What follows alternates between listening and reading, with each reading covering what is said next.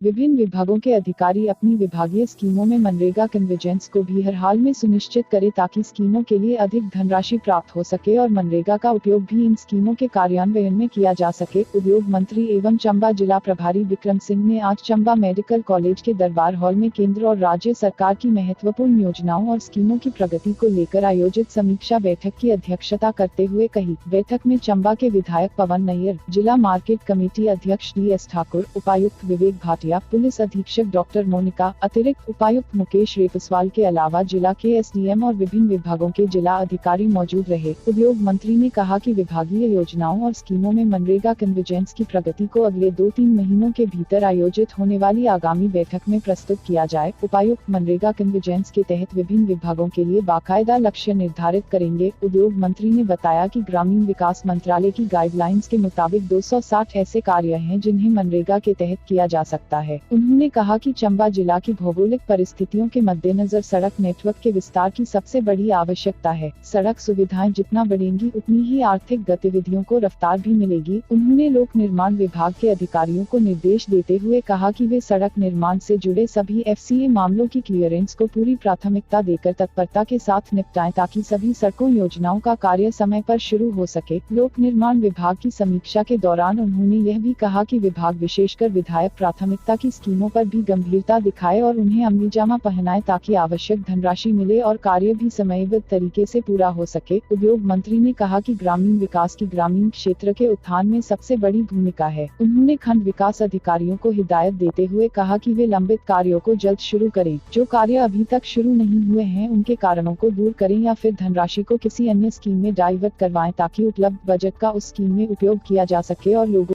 उन्होंने इस बात की जरूरत पर भी जोर दिया कि मनरेगा के तहत होने वाले विभिन्न कार्यों को लेकर लोगों में जागरूकता पैदा करने के मकसद से जागरूकता शिविर भी आयोजित किए जा सकते हैं। उद्योग मंत्री ने कहा कि वर्तमान में आयुर्वेद के जितने भी संस्थान निजी भवनों में चल रहे हैं उन्हें विभाग अपनी भूमि पर निर्मित करके स्थानांतरित करने की दिशा में ठोस कदम उठाए। उन्होंने बताया कि कामगार कल्याण बोर्ड 90 दिनों के कार्य दिवस अर्जित करने वाले कामगारों को वित्तीय सहायता उपलब्ध करता है और इनमें मनरेगा कामगार भी शामिल हैं। उन्होंने निर्देश देते हुए कहा कि खंड विकास अधिकारी अपने विकास खंड में मनरेगा कामगारों को इस योजना का लाभ देना सुनिश्चित बनाएं। उद्योग मंत्री ने कामगार कल्याण योजना और कौशल विकास भत्ता योजना में शामिल लाभार्थियों की सूची, मोबाइल नंबर समेत भी तलब की। उन्होंने कहा कि वे स्वयं रैंडम आधार पर उनसे बात करके यह पता करेंगे कि क्या वास्तव में उन्हें लाभ प्राप्त हुआ है या नहीं। उन्होंने कहा कि खंड विकास अधिकारी विभिन्न मदों से प्राप्त धनराशि और खर्च का वर्षवार ब्यौरा तैयार करेंगे। खंड विकास अधिकारी पिछड़ा क्षेत्र उप योजना के अलावा अन्य स्कीमों के तहत प्राप्त धनराशि को खर्च करने की व्यवहारिक कार्य योजना के तहत काम करते हुए अगली समीक्षा बैठक में इसकी रिपोर्ट प्रस्तुत करेंगे। उद्योग मंत्री ने महाप्रबंधक उद्योग को मुख्यमंत्री स्वावलंबन योजना में अधिकाधिक पात्र लाभार्थियों को जोड़ने की दिशा में निरंतर कार्य करने के निर्देश दिए। बैठक के दौरान मुख्यमंत्री द्वारा चंबा जिला में रखी गई विभिन्न आधारशिलाओं और उन कार्यों की प्रगति का ब्यौरा भी लिया। उन्होंने जिला के सभी SDM को कहा कि वे अपने अपने उपमंडलों में सुनिश्चित बनाएं कि विशेष तौर से गरीब लोगों के राजस्व संबंधी मामले त्वरित तरीके से निपटाए जाएं। उन्होंने यह भी कहा कि सभी विभागों के समन्वय और प्रभावी कार्यान्वयन की उपमंडल स्तर पर जिम्मेदारी संबंधित SDM की है। उद्योग मंत्री ने इसके बाद कोविड-19 को लेकर चंबा जिला में बचाव और एहतियात को लेकर उठाए गए अब तक के कदमों की भी समीक्षा की। उद्योग मंत्री ने संतोष व्यक्त करते हुए कहा कि जिला प्रशासन और विभिन्न विभागों के परस्पर समन्वय से कोरोना वायरस संक्रमण से निपटने के लिए अच्छे प्रयास किए गए हैं और यह इसी का परिणाम है कि चंबा जिला में काफी कम कोरोना पॉजिटिव मामले सामने आए।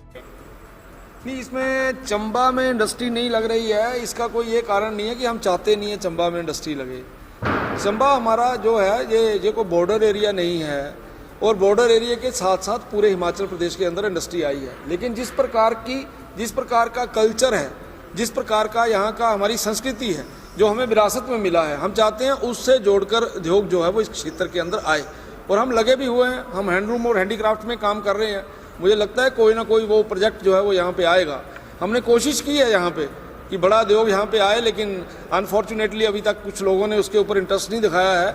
हमने कोशिश की है सीमेंट प्लांट के विषय में बातचीत बार बार करने की, टेंडरिंग बार बार की है, लेकिन यहाँ पे अभी तक कोई बड़ा उद्योगपति नहीं आया है। मुझे लगता है हालात सामान्य होने के बाद इन बातों के ऊपर फिर हम ध्यान देंगे और निश्चित तौर से चंबा को और आगे लेकर